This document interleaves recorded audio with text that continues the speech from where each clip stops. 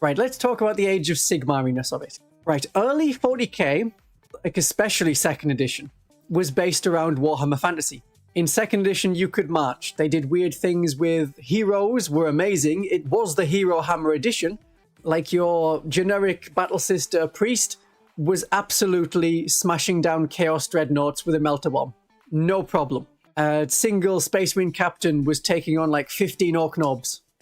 Things like that.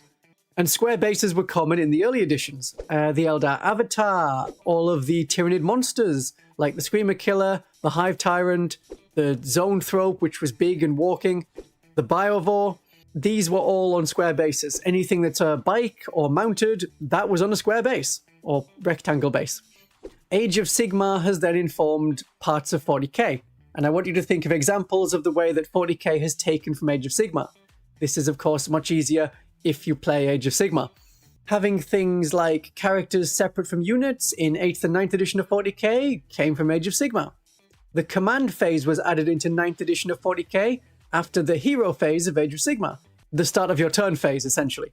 Instead of using initiative, after 8th edition, they did like Age of Sigmar, and they had alternating activations in combat. 3 units are fighting, great. I'll pick a unit, then you pick a unit, then I'll pick a unit, then you pick a unit. It wasn't so much like Old World, where you say, okay, these 3 units are like touching each other in some way, so we'll do that combat next, and we start in initiative order. That is how Old World works. Age of Sigmar doesn't do initiative. 40k now doesn't do initiative. The difference is that in 40k, if you charged, you fight first. Age of Sigmar doesn't do that because it's a much more melee-focused game. Your entire army is melee, your opponent's entire army, bar like 1 unit, is melee-focused. If it was the person charging goes first, one side would win over the other very quickly. Removing points from gear options, like in Age of Sigmar, yes. Every unit has a free banner, a free unit champion, a free musician, and if you want an axe instead of a sword, great, do it. But in Age of Sigmar, the profiles are near identical. The sword will hit on a 3+ and wound on a 4+, the axe will hit on a 4+ and wound on a 3+. Sort of equal. There may be some things that let you reroll certain hit rolls of 1, or wound rolls of 1, and so one may be better than the other. Or if you had more attacks, anything that crits is going to be better than something that's like higher damage. Because all of the criticals are on the hit roll in Age of Sigmar, including what we think of as like lethal hits or mortal wounds. That's all on the hit roll. If you roll a 6 to hit, you have auto-wounded and the enemy gets no save. Initiative order is better. I remember it being fun. Everyone keeps asking me, oh, did Pure Strain Gene Stealers fight first? And they don't. And it was okay when you had an Orc Horde charging, say, Space Marines. The Space Marines fight first with their 1 attack per model, and then the Orcs get to fight. If you do that in modern 40k, 5 Space Marines getting 15 to 20 attacks, they're hitting on 3s, they're winning on 5s, you're still killing like 10 Orcs, potentially. Let's say 6 Orcs, before the Orcs even get to fight. And they should, because they're Space Marines. Well, yeah, it depends if you want lore-accurate Space Marines, which are never going to happen in the game, because they want you to buy 50 Space Marines and that be your army, not 3. You've played Space Marine 2. 3 Space Marines can absolutely kill their way through like 1,000 points of Tyranids, as long as there's nothing too big immediately. Bring initiative back, but if you charge, you get +1 to initiative. Now you're thinking of the current Old World. Depending on how far your charge is, you get bonus initiative. I can see that happening if they want to bring it back. So that's how your Orcs can do a charge, and then they fight before the Space Marines. Oh yeah, Furious Charge, that was a rule. +1 initiative, +1 strength. Steal Old World morale, but maybe tone it down a bit? Well, I think they're more likely to do some Age of Sigmar kinds of morale stuff. Because in Age of Sigmar at the moment, rather than taking a Battleshock test and then doing Desperate Escape tests, there is no leadership. Everyone is fearless all of the time. It doesn't matter if you're an undead skeleton, a War-infected orc, a Sigmarine that knows they're going to get smashed and then be reforged, Stormcast Eternal, or if you're a peasant from the cities of Sigmar. You are fearless. What they do in Age of Sigmar, when you fall back, you take D3 mortal wounds. Falling back in that edition always has a penalty. So they absolutely could abolish leadership in 10th edition, no, 11th edition. The problem then is, what do you do with commissars? Are they just a mini officer? How do you do Dark Eldar and Chaos Knights and their whole leadership shenanigans? It's a difficult one. No, I don't think they'll do the 3-inch engagement range from Age of Sigmar, because that's been around since the start of Age of Sigmar. We've never really pulled it into 40k. One thing they could do for charge rolls, in Age of Sigmar, you roll the charge. You don't need to declare your charge targets. They could do that into 40k, like, okay, I might charge this closer unit if I get a bad charge roll, or I might do 3 units if I get a really good charge roll.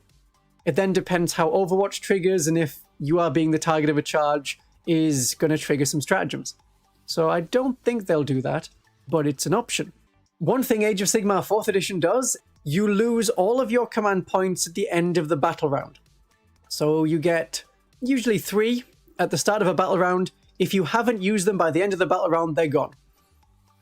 I don't know if that's something that you think is a problem in 40k, where you can easily store up 4 command points and have a big turn of I have lethal hits and I get full rerolls, and I also can pile in, and I'm going to do an Overwatch there as well. Is that a problem? Is it something that they need to stop? I don't think it's really a problem, but it's an alternate way of doing command points. I think they've done command points pretty well in this edition. They were really bad in like 8th and 9th edition. If you followed the Force Organization chart, you got loads of command points. And 9th edition, they said, okay, yeah, there's a problem there. It's not going too well. Actually, let's give you even more command points that last the game. Oh yeah, spending 5 command points in a single turn doing Host of Ascension. I see that. I've done that. Maybe 3 is the most I usually go because I want some spare. But yeah, it's very easy to store up your command points for that. Genestealer Cult need it for that. I don't know if anyone else does. One thing I almost certainly think they'll do is change wounds to mean health. Just change the word. We're used to health points from video games. Anyone coming into it will be like, what is my health? Otherwise, as you increase your wounds, you get more healthy. Whereas if you think about it in literal language, the more wounds I have, the more holes are inside of me. If you lose wounds, then they get better? It doesn't make sense. So calling it health is fine. Then there's no confusion over the Palatine and what a successful wound is, or the assigned wound steps, although it's actually... Look, it's not called the assigned wound step. It's called the allocate attack step, which should be renamed to assigned wound step. Because at that point, you're not allocating attacks to units. You've already rolled the dice. You're allocating successful wounds. Yeah, having a wound roll and a wounds characteristic is needlessly confusing. Yeah. If you successfully wound someone, you pass that second roll, the roll after the hit roll. You don't have to have reduced the enemy's wounds characteristic. There are not a lot of rerolls in Age of Sigmar. There are an absurd number of rerolls in 40k. Characters give you full rerolls. Oh, we are the Genestealer Cult Primus, full rerolls to hit. Index Canoness, full rerolls to hit. And there's lots of reroll ones, or in certain situations, full rerolls to wound. And yes, the Space Marine Army rule, full rerolls to hit. If they don't know what to do with a detachment, they'll say, hey, every unit gets reroll hit rolls of 1. They did that with the Tunneling detachment for the Tyranids. They did it for the Tempestus detachment for the Imperial Guard. There's a lot of rerolls. And if there's lots of rerolls, you can only do well. If you miss, and mostly miss, that would be bad, but rerolls offer the counter to make it more average. If you initially rolled well, you roll well. Rerolls can only mean you spike high, and so 40k is very lethal. We could do with a glossary of terms in the core rulebook. I think we already have that with the rules commentary, but Age of Sigmar has that in the main book. And then at the back, you can just look up the word and say, okay, yeah, how do we resolve sequencing? It says, okay, the person whose turn it is decides what sequence things that happen at the same time get resolved in. Things like multiplications, then divisions, then additions, how does that all work? It can tell you that in the back of the book. And they can sell that as, we are slimming down the game. You will not need as many PDFs anymore. And that's something that will get people back into the game. They will do a more legalese kind of rulebook. What really turned me off 4th edition of Age of Sigmar at the start was opening it and seeing, if you check paragraph 12, you will find that 14.1 takes precedence over 15.2b. I was just like, nope, not at the fun time. Refer to point 20 is about charging, and point 21 will be about resolving the combat phase. And you can see, like, oh, the order, I follow point 20, then point 21, and you do it like that. But this is not what I want to see. Would they ever dare go back to a D8, D12, 10 system? I really don't think so. No. They initially had it in 1st edition and 2nd edition because they expected anyone who was playing that game of 40k to also play D&D and have all those dice available. That is not the case anymore. We deal with normies. Tournaments have become more normified. Normal people go to tournaments rather than just the extreme tournament people you've heard of from like 5 years ago, not 5 days ago. So they want to make things a bit more easy for the average person. They did a D12 Apocalypse style system, which gave you a bunch of D12s with it. People didn't like it as much. The idea was you could play 4,000 points of 40k in an hour and a half, in 2 hours. You get your titans on the board, things like that. It didn't sell very well because you need to buy a whole nother set of things. You need to buy more data cards because everything had to have newly redone datasheets. And this was all of the units. Not like in Combat Patrol, where they have 5 or 6 units and they just remake or barely modify the unit. D6s are pretty easy to get from any board game. So they'll stick with a D6 system. Even if a D12 system would be better, because then +1 to hit isn't as much as +1 to hit nowadays. You can have more granularity. They'll stick with the D6. That's what everyone's got. That's what everyone sells. That's what everyone expects. They don't do drastic changes like that. Right, Age of Sigmar does have overspill of wounds. So a damage to attack can kill 2 1 health models. In 40k, a damage to attack would kill 1 health model. There's no overspill. So we could have a spillover rule. That would explain the difference between mortal wounds compared to devastating wounds pretty easily. And then Primarchs could overkill, because Primarchs are getting an absurd number of attacks. Like, oh, we get 12 or 16 damage to attacks. You don't need to do split profiles if you just have the overspill rule. Then you can have 8 attacks at damage 2. That could kill 8 Marines, or 16 cultists, or up to 16 wounds to a tank. Having that as a keyword ability, much like we've seen with other things, well, devastating wounds, basically. You could do it like devastating wounds, or say devastating wounds is ignore armor saves, and invulnerable saves? I suppose so. If they actually capped invulnerable saves at 4+, I maybe could be okay with them leaving the invulnerable save on. Like, devastating wounds is AP minus 12, essentially, but you still get your invuln save. Part of the lethality of 40k at the moment also comes from lethal hits and sustained hits. That's the most common things to get. It was much rarer in 8th edition. You would have like wording very similar. If you roll a 6 to hit, get 2 additional hits, only in combat and only against Imperial units. Otherwise, you get sustained hits 1 on this 1 unit. It was a bit rarer. Now it is the most common thing. You have a stratagem that gives you lethal hits. You have a different stratagem in a different detachment that gives you sustained hits. And one's in combat and one's shooting, and oh, it's so totally different.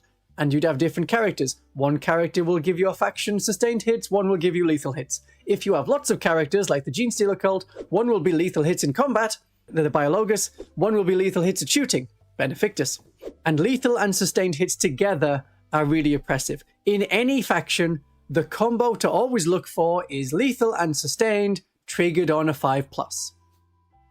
So one way to bring down lethality is to stop them comboing together, or say you can only have 1, right? You can have lethal hits, but you can't have lethal hits and sustained hits. If there's ever something that gives you both, like Deathwatch Squad, led by a lieutenant, and you're in the sustained hits doctrine, that unit would have to choose if it has sustained hits or lethal hits. That would bring down lethality. You would have to have a new unit rule for the Chaos Hellbrute, but you could cope. Age of Sigmar also has sticky objectives for all of the units. If the game size is going to be smaller by design, like 11th edition has few units on the board, then yes, that's good. In Combat Patrol, having it on just one unit doesn't actually feel like enough. If you have a battle line unit in your Combat Patrol, having it on every unit would feel better. Then you don't have one unit huddled at the back on your objective while the other 2 units and a character go out and take the 2 mid-board objectives and try and push through to the last one. It's an Age of Sigmar rule and it works pretty well. Though, that is a combat game where you need to keep moving and you need to charge to get anything done, which the gun-based 40k does not. Every battle line unit should have sticky objectives. I think that might work a bit better, especially in the smaller games. One of Age of Sigmar's core stratagems is a d6 reactive move, or just d6 move. You don't need to be within 9 inches of an enemy. Just one of your units redeploys in your opponent's turn. It gives you more to do in your opponent's turn. I like that as an idea. You could stick with, I have a reactive move if you move within 6 inches of me. You could also have redeploy to move away from people before they charge. Move on to an objective that you didn't quite reach in the previous turn, so you can score it in your coming turn. I like the idea of redeploy as a core stratagem. The charge roll is the only thing you can reroll in Age of Sigmar. That's what like command reroll does. Just charge rolls. That's the important one, because if you don't make a charge, then all of your attacks miss, none of the enemy dies, you didn't move, so you didn't take the objective from them, and you're right there out in the open and you're going to get shot and killed. Making your charges is important. Command reroll has been continually reduced in what it can do and what you can use it on from its introduction in 8th edition when it was like any dice roll, through to 10th edition where it's like, okay, a hit roll, wound roll, save roll, damage roll, charge roll, Battleshock test. No, but not Battleshock test. You cannot use command reroll on Battleshock tests. Remember that. Yeah, that's about it though. There's not much else. So if they reduced it down to just charge roll, I don't think command reroll would be any worse off. And you get the fun moments of, you rolled a 1 for your save with that last lasgun and now Abaddon's gone down. If your opponent can say, yeah, I'm going to reroll that 2+ save. Oh, I rolled a 2. He's actually fine. It takes away a fun moment. Ooh, instead of a charge reroll, add D3 to your charge roll. Or just maybe flat 3 inches. Then you could get a long charge roll and you also guarantee a 4-inch charge. Or 2, 5, 6-inch charge. Yeah.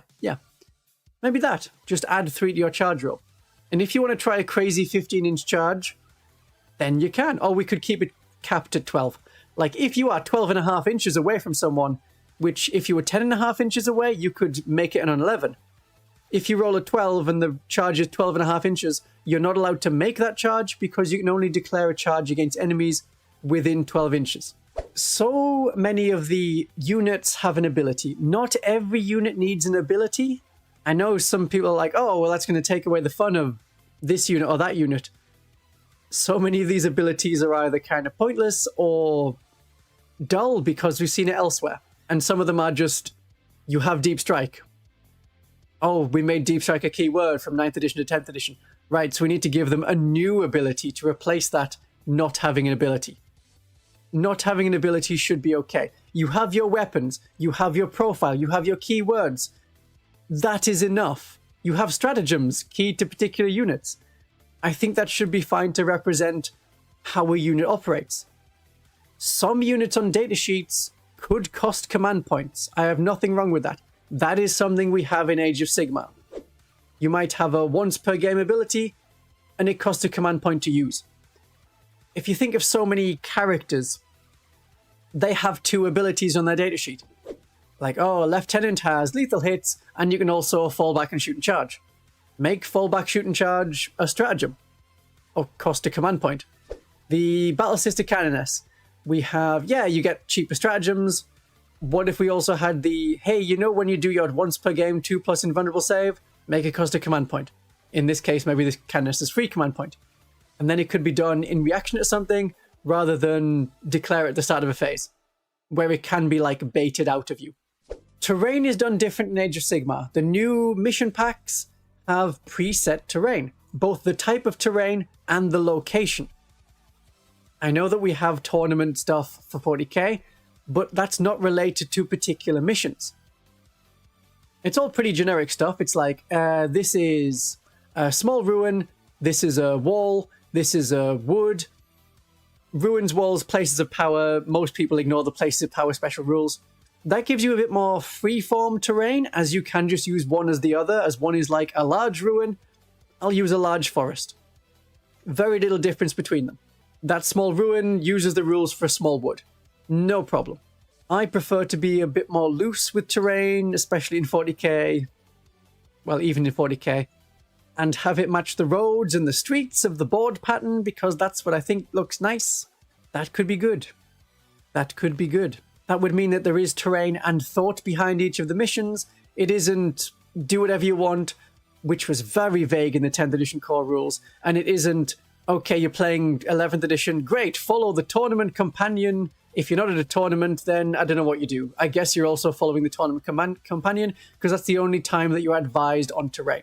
So seeing this is the kind of terrain we expect you to have, with like, it's on all the deployment maps. So if you're like randomly doing it for a mission, then you can see, okay, you have this deployment zone, which is step deployment, or short board edges deployment, or long board edges deployment, or corners, whatever it is. Then they could also put on the terrain and the good location of it. Because you've got like 2 big ruins, 2 small ruins, 2 small woods, and 2 places of power. That's 8 pieces of terrain.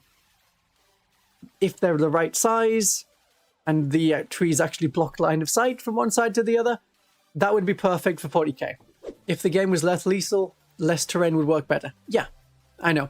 The terrain that we have with the L-shaped ruins and the tournament stuff is a symptom of the current rules rather than a design of the rules. To make the game work, to get rid of one of the flaws, which is any unit being able to shoot any other unit will be able to kill most of them, unless you're like a tiny chaff unit.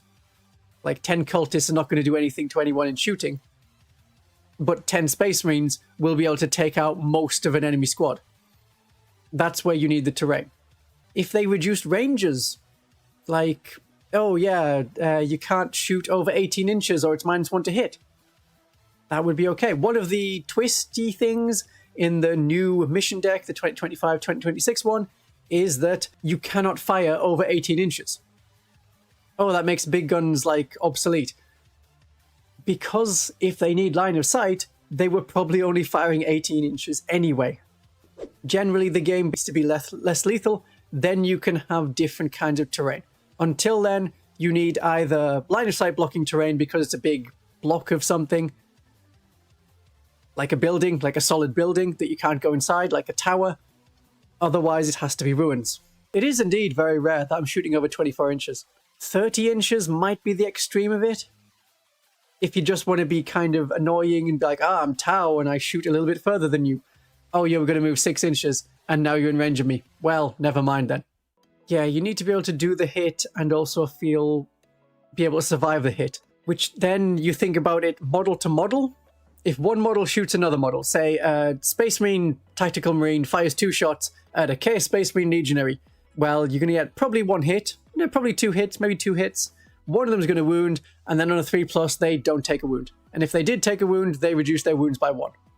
Lethality has never really been right, apart from in about 4th edition of 40k, where it was rare that your unit in combat would completely tear through another unit. You had to be like an Orc Horde or a Tyranid Genestealer mob.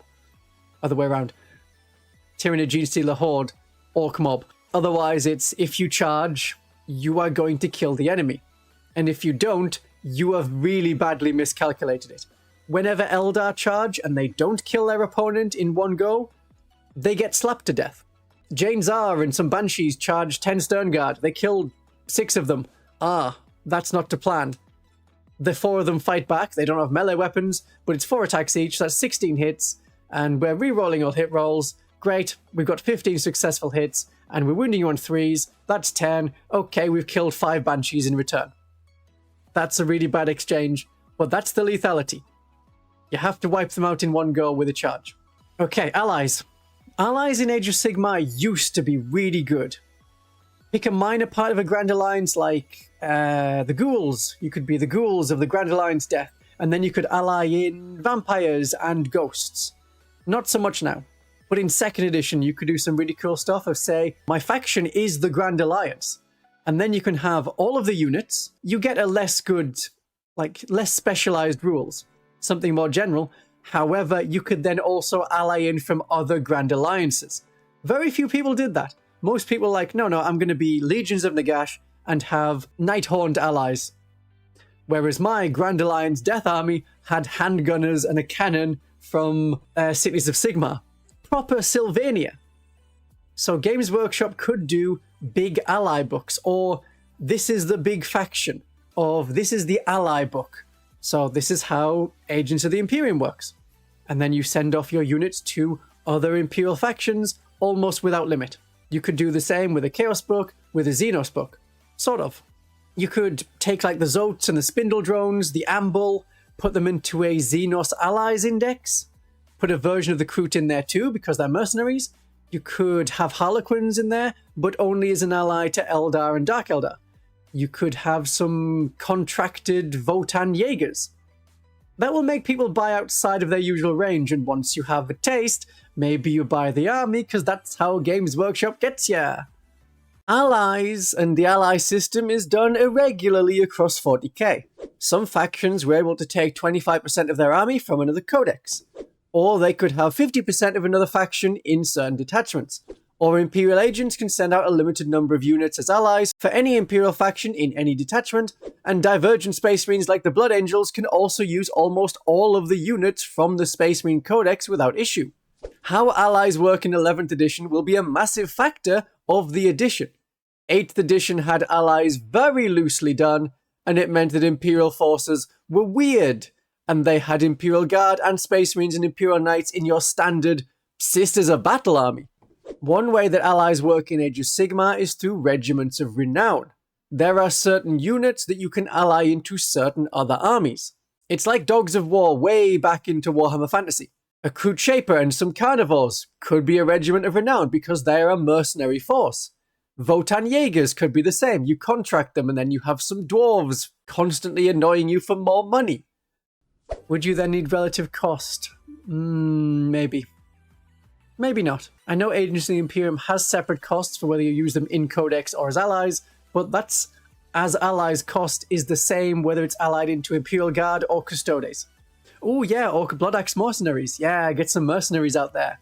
Just have one big ally book, and then it says on each unit who they can ally into. 50 points to add X to Y, but 70 points to add X to Z. I'm hoping that's how they do characters in the next edition. So attaching a Palatine to a Battlesister squad, they cost 50 points. Attaching a Palatine to a Sacrosanct squad, the Palatine now costs 65 points. That makes it a bit nicer. It makes it a bit more awkward for your army construction. You're not like, okay, this character will go with one of them at some point. Or maybe it makes it easier because you know beforehand where they're going to go. Very rarely have I played and think, maybe I'll shuffle the characters around this time. I do it a little bit in Host of Ascension. Like maybe the Primus will be not with the Neophyte. No, the Primus is going to be with the Neophytes. But maybe they'll be with the Acolyte Demolition team. Maybe there. So I can switch it out a bit. I don't like attaching heroes to squads, but that's a personal preference. I think heroes being in units works much better than 8th and 9th edition where they're separate and you had to have a string of rules that are lookouts, sir. So it's you can shoot them, except if they're within 3 inches of a unit. Then you can't. But then you can actually, if that unit has only like 2 other models in it. Then you can. Like, so much stuff, and it was just confusing, like, can I shoot you or not? Lone Operative as a rule works so much better. Attaching characters into units also works much better. So I'm hoping they do something around the points. And the allies as well. A Chaos Demons Index allies thing, which also has basic cultists that could go to any Chaos faction, because they could be demon worshipping cultists, they could be Emperor's Children worshipping cultists, they could be Chaos Knight worshipping cultists. And you could also put in Legends and Imperial Army units. You could put in the tanks from Horus Heresy that all of the Gods and Legion faction bits should have access to. Because the Emperor's Children can't use so many tanks that others can. Then it's easy to ally out into faction. Is that like a Grand Army book? Or is it a book of like index units, like Imperial Agents Index Wars, which has no detachments? And if that's the only place a unit turns up, and there is no detachments, ooh, did we just scupper Harlequins? Is it now not fun to play Harlequins? If that's the only place Harlequins exist. Or you have to ally in the Harlequins, and then we have the Deathwatch problem. Do they have the correct keywords? Right, I think I'm through the Age of Sigmaring stuff. So next we're going to move on to the factions, and what I think is going to happen to each faction in 11th edition. This is part 1. Have a great day with it, and a great day of 40k.